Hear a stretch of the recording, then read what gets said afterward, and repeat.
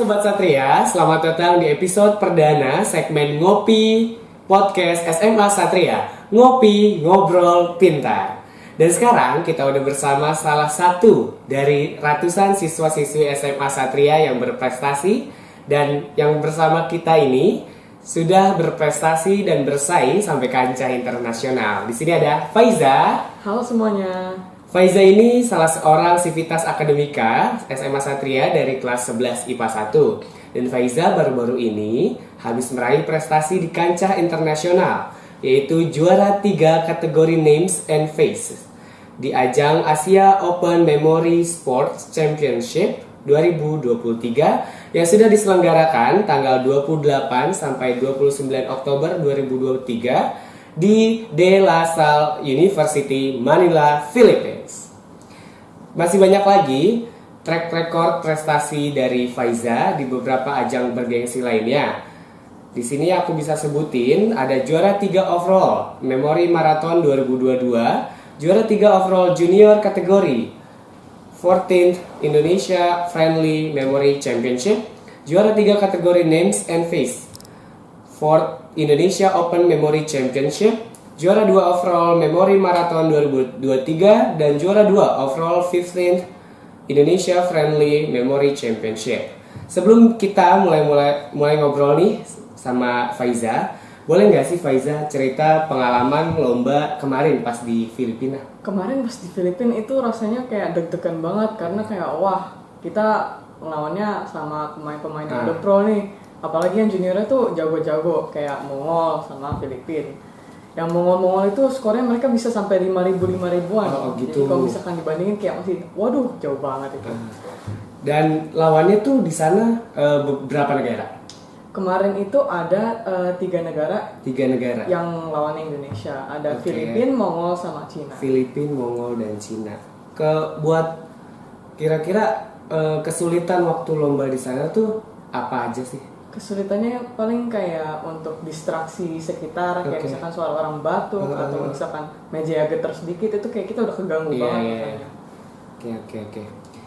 Sejak kapan Faiza mulai menekuni dan fokus di bidang lomba ini? Jadi aku tuh belajar memory sport ini pas kelas 9 SMP. Oh, karena dari kelas 9? Iya. Karena kan sama pandemi kan kita waktu luangnya tuh banyak banget tuh ya. Jadi untuk mengisi waktu luang itu aku didaftarin untuk masuk memory sport. Oh, emang pengen produktif gitu ya? Iya, dan produktif. Oke. Selama menekuni ini, prestasi apa aja yang udah diraih dan di tingkat apa aja?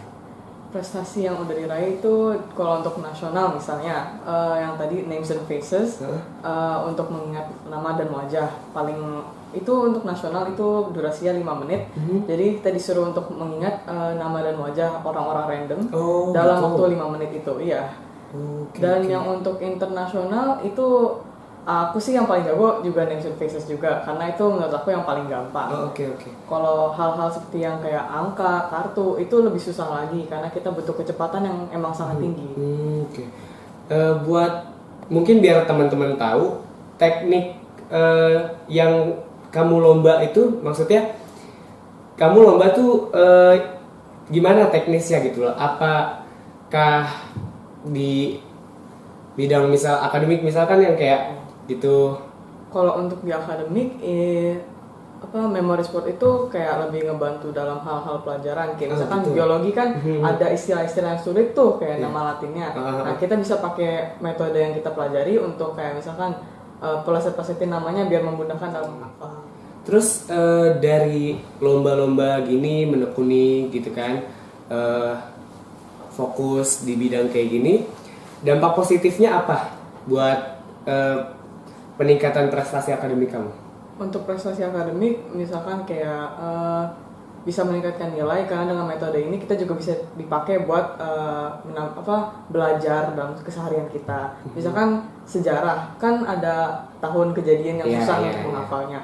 Nah, dengan tahun-tahun dan tanggal-tanggal itu bisa kita pelesetin lagi, substitusikan dengan huruf asosiasikan ya. Terus kira-kira ada nggak sih pesan dan motivasi mungkin buat siswa-siswi lain dan generasi kita nih biar bisa semangat buat ngejar prestasi di luar sana dengan percaya diri gitu? Kalau menurut aku, untuk teman-teman yang lain, selama kita masih bisa untuk meraih prestasi, kejar aja terus, semangat terus, karena apa ya, untuk mengisi waktu muda kita dan juga untuk meraih prestasi kan lumayan tuh kalau misalnya buat PTN kan. Benar-benar ya. Itu dia. Di ajang kemarin itu yang kamu menang, apakah sertifikatnya bisa buat masuk PTN gitu-gitu? Oh, itu bisa. Itu bisa. Iya, tinggal itu. dipilih. Dan ada nggak pilihan-pilihan PTN-nya gitu? Kalau aku sih sendiri, aku maunya UI. UI di Kedokteran. kedokteran. Oke, semoga bisa tercapai ya. Sobat Satria, itu tadi beberapa pesan dan motivasi yang sudah disampaikan Faiza buat kita semua sebagai Sivitas Akademika Satria agar lebih percaya diri di ajang kompetisi dan bersaing secara sehat. Oke Faiza, makasih banyak udah meluangkan waktu di sesi podcast ini buat ngobrol bareng, kasih cerita pengalamannya berkompetisi, dan semoga cerita Faiza ini bisa memotivasi kita semua siswa-siswi buat bisa berprestasi di luar sana. Dan perlu diingat bahwa kecerdasan bukan hanya ada di bidang akademik, tapi orang yang memiliki kecerdasan di bidang non-akademik bisa juga mengukir prestasi. Sekali lagi makasih Faiza buat waktunya. Semoga Faiza bisa terus berprestasi di nasional maupun di kancah internasional. Oke, pemirsa, sampai ketemu lagi di segmen Ngopi Podcast SMA Satria episode berikutnya. Sampai jumpa.